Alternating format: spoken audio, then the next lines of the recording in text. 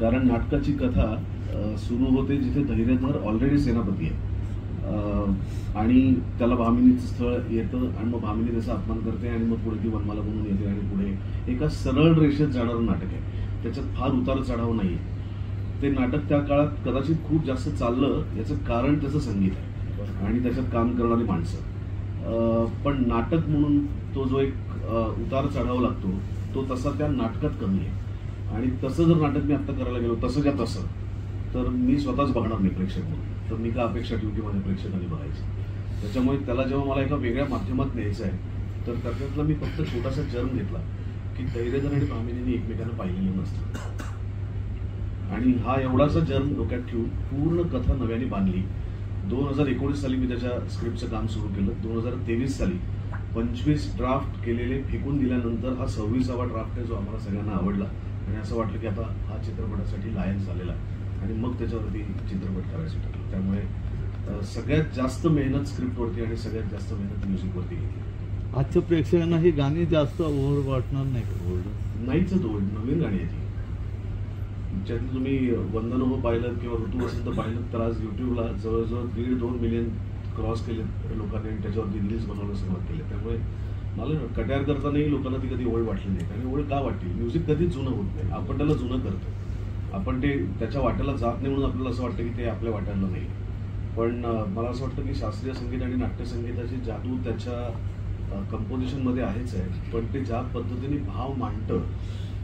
Govindrao टेंब्यांचं credit मी पुन्हा पुन्हा तेच सांगतोय की आज तबलापेटीवरती सादर होणारा मला मदन भासे हा या चित्रपटात तबलापेटी काढली तरी सुद्धा कंपोजिशनची गोडी कळते.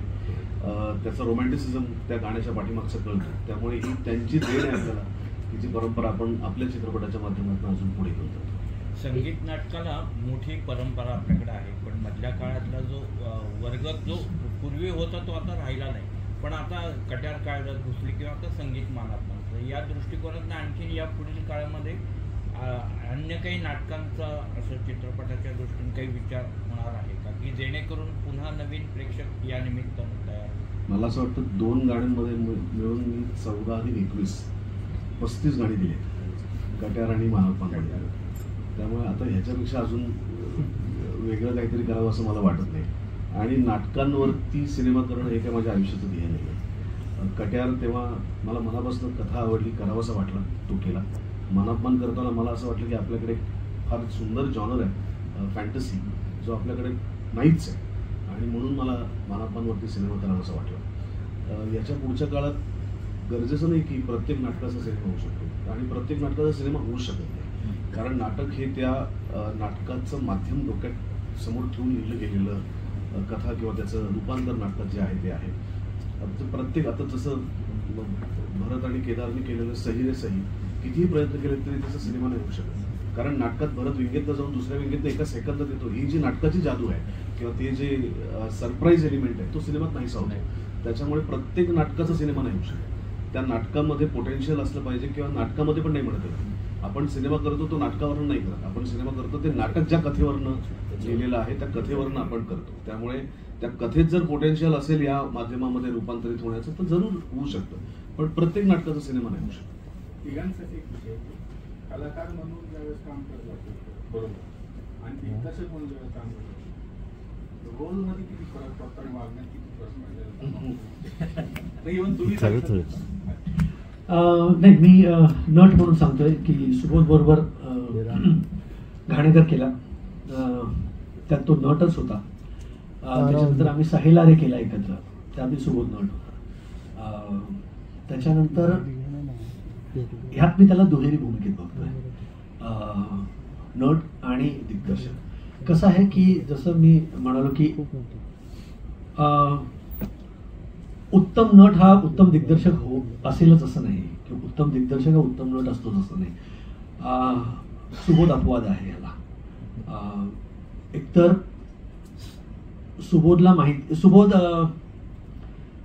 रुथलेसली स्वतःचे सीन सुद्धा कापतो. तो स्वतःच्या प्रेमात नाही पडत. त्याला म्हणतात कॅप्टन की हा म्हणजे स्वतःची विकेट देऊन तो समोरच्याला 100 करायला देतो. तो खरा कॅप्टन असतो नाही का. तो खरा टीम प्लेअर असतो. तर तसा आहे सुबोध. सुबोधची दिग्दर्शनाची जी टीम होती ती खूप सशक्त होती. त्यामुळे सुबोध जेव्हा नट होत होता तेव्हा तो सुयश असेल किंवा अमित असेल या सगळ्यांनाच चित्रपट मागून पाठ होता, कारण सुबोध बरोबर ते होते 4 वर्ष. तर त्यामुळे सुबोध जेव्हा नट व्हायचा तेव्हा ती बाजू ते सांभाळायचे, पण ॲट द सेम टाइम सुबोधचं लक्ष असायचं.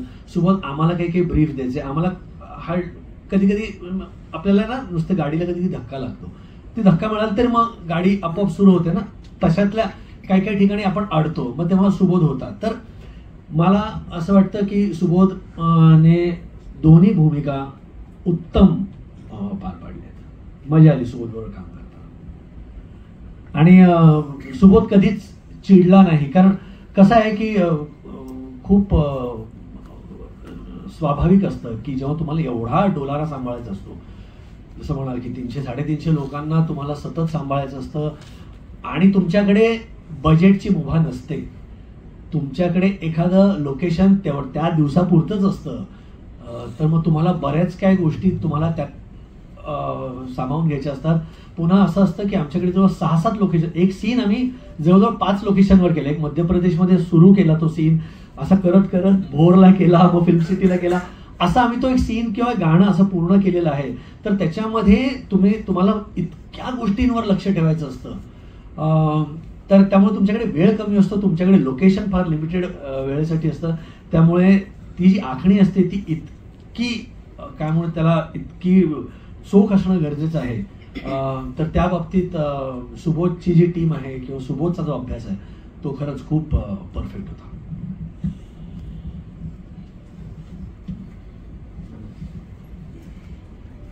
माझी सुद्धा त्याच्याबरोबर काम करण्याची खरं तर ही दुसरी संधी, आणि डॉक्टर काशीनाथ घाणेकर या सिनेमात सहकलाकार म्हणून, आणि या सिनेमात सहकलाकार आणि दिग्दर्शक म्हणून. मला असं वाटतं की आणि डॉक्टर काशीनाथ घाणेकरच्या प्रोसेसमध्ये मला असं वाटलं होतं की मला हा नट कळलाय, हा माणूस कळलाय, पण हा सिनेमा सुरू झाल्यानंतर माझ्या लक्षात आलं की असं काहीही नाही आहे. प्रत्येक नवीन सिनेमा, प्रत्येक नवीन प्रोजेक्टमध्ये तो सहकलाकार असू देत, तो दिग्दर्शक असू देत, तुम्हाला तो नव्यानेच कळत जातो. आणि मला असं वाटतं ह्या सिनेमाच्या निमित्ताने मला तो माणूस म्हणून अधिक कळलाय असं मला वाटतं.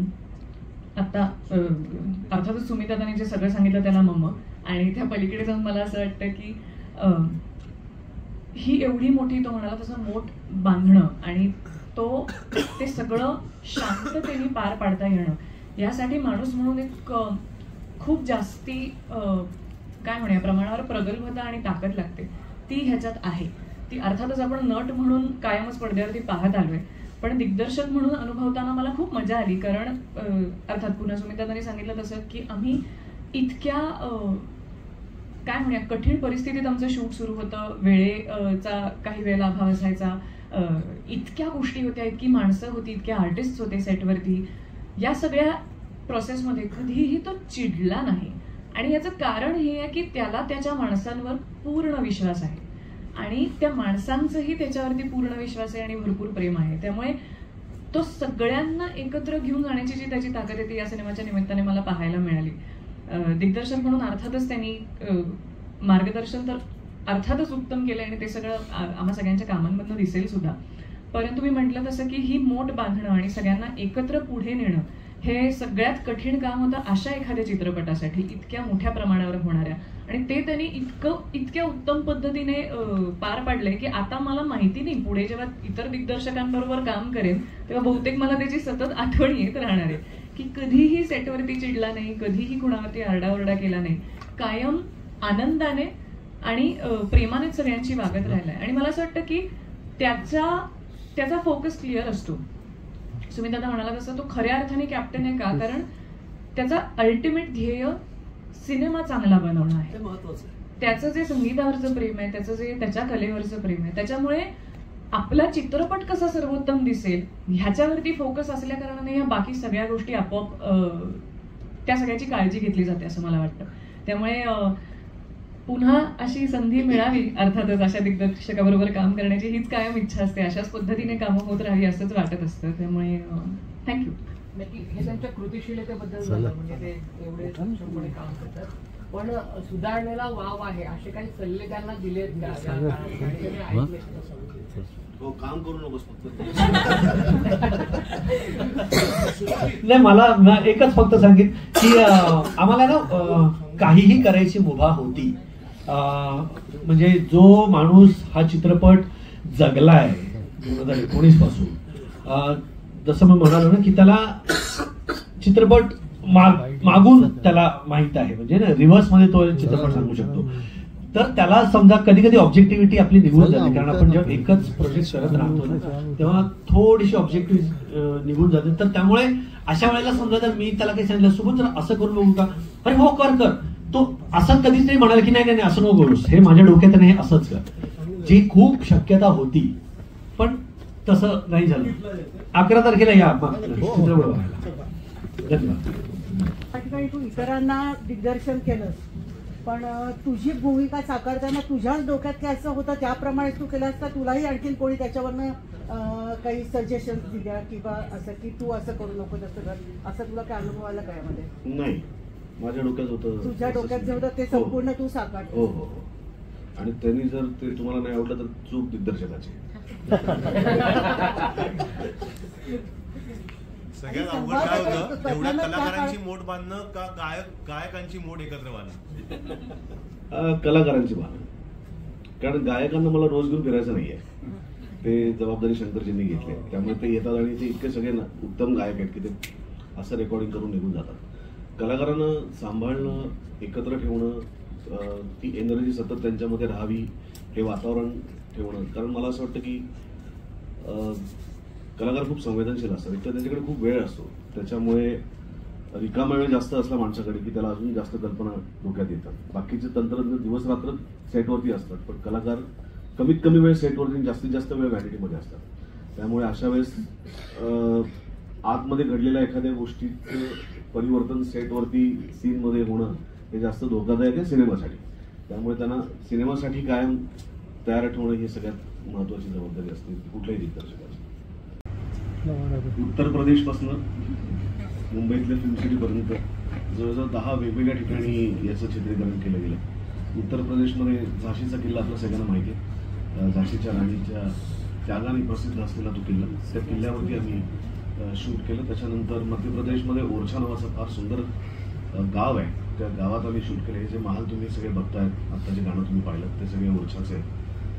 त्याच्यानंतर आम्ही कोल्हापूर पन्हाळा किल्ल्यावरती शूट केलं, कोल्हापूर फिल्म सिटीमध्ये शूट केलं, फलटणला शूट केलं, भोरला शूट केलं, वाईला शूट केलं, महाबळेश्वरला शूट केलं, एनडी स्टुडिओत शूट केलं आणि मुंबई फिल्म सिटीमध्ये शूट केलं. त्यामुळे इतक्या विविध ठिकाणी लोकेशन्सवरती जवळजवळ 350-400चं आमचं युनिट होतं. त्या सगळ्यांना एकत्र ठेवणं, एकत्र बांधून ठेवणं, आपल्या सगळ्यांकडनं चांगलं काम करणं. आणि ज्या महिन्यात आम्ही शूट केलं तर मला खरोखर असं वाटतं की सोन्यासारखी माणसं आणि सोन्यासारखी टीम लागल्यानंतर तुम्ही काय करू शकता, तो म्हणजे हा चित्रपट आहे. नोव्हेंबर-डिसेंबरमध्ये लाईट खूप कमी होत जातो, त्यामुळे 42 ते 45 दिवसात आम्ही हा सगळा प्रवास संपवला आहे. पण त्याच्यातले 17 दिवस आमचं डे शिफ्ट होती, म्हणजे सकाळची शिफ्ट होती आणि 5 वाजता लाईट जायचा. त्यामुळे आम्ही सगळेजण पहाटे 4:30 वाजल्यापासून उठून लोकेशनला जाऊन तयार होऊन पहिला सूर्योदयाचा किरण आला की आमचं शूट चालू व्हायचं, शॉट चालू व्हायचा. कारण आम्हाला माहिती आहे की आमच्याकडे ती लिबर्टीज नाही आहे की लाईट एक्सटेंड होईल वगैरे. आणि बरोबर 5ला आमचा कॅमेरामॅन सुधीर पासाने सांगितलं की आता गेला नाही. त्यामुळे अशा अत्यंत ऑड सिच्युएशनमध्ये पण केलं, पण ते सगळ्यांचं सहकार्य असल्याशिवाय या गोष्टी शक्य होत नाही. पण जेव्हा तुमच्यासमोर अनंत अडचणी असतात तेव्हाच मला असं वाटतं की शूटिंग करायला सगळ्यात जास्त मजा असते. खूप सगळं सुखाने चाललंय तर असं वाटतं की नाही काहीतरी गंमत नाही याच्यात. आज इथे आमच्या टीमचा अजून एक मेंबर आला, माझा खूप जुना जवळचा मित्र डॉक्टर अजय जोशी, तो मागे का बसेल मला माहीत नाही, पण अजयनी या चित्रपटाचे सबटायटल्स सगळे आहेत इंग्रजीमध्ये, ते अजयनी केले. त्याच्यामुळे आता तुमचे प्रश्न काय असतील? कथेत किती